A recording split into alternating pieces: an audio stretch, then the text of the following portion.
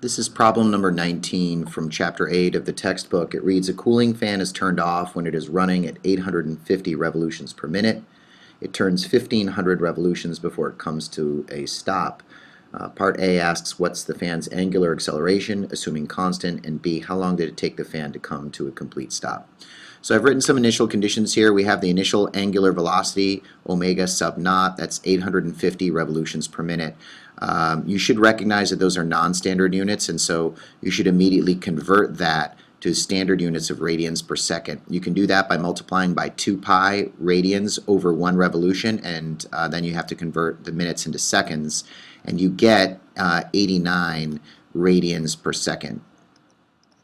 Once you've done that conversion, you should also recognize that the angular displacement, which is given to you in the problem as 1500 revolutions, is also not in standard units.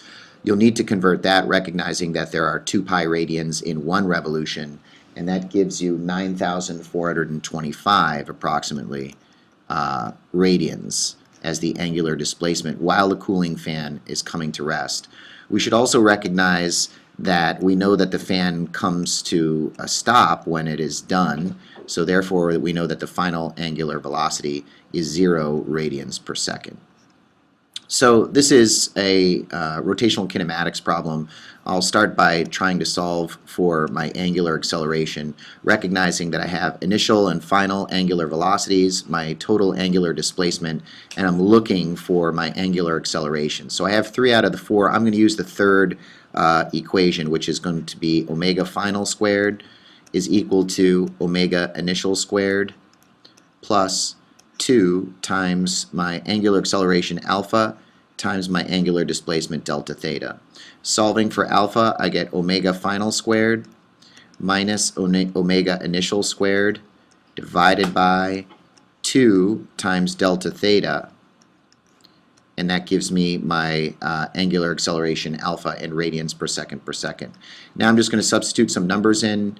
My final is 0, so that's going to be 0 squared minus my initial angular velocity, which I've converted from revolutions per minute to radians per second, which is now 89. I have to remember to square that entire quantity and divide that by twice my angular displacement of 9,425 radians.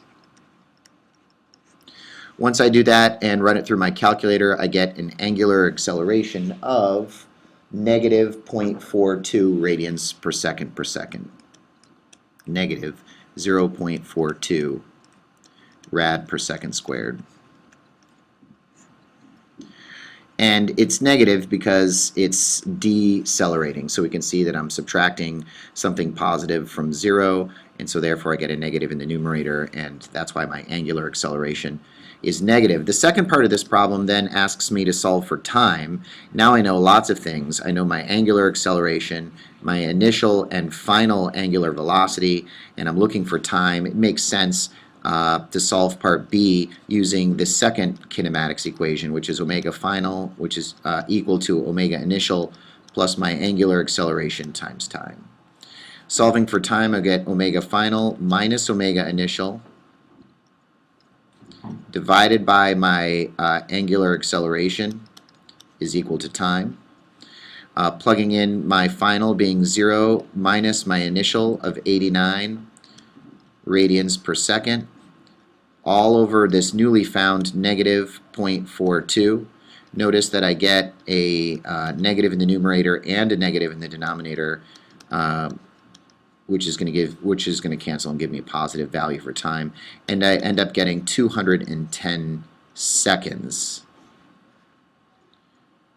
for the part B of this problem.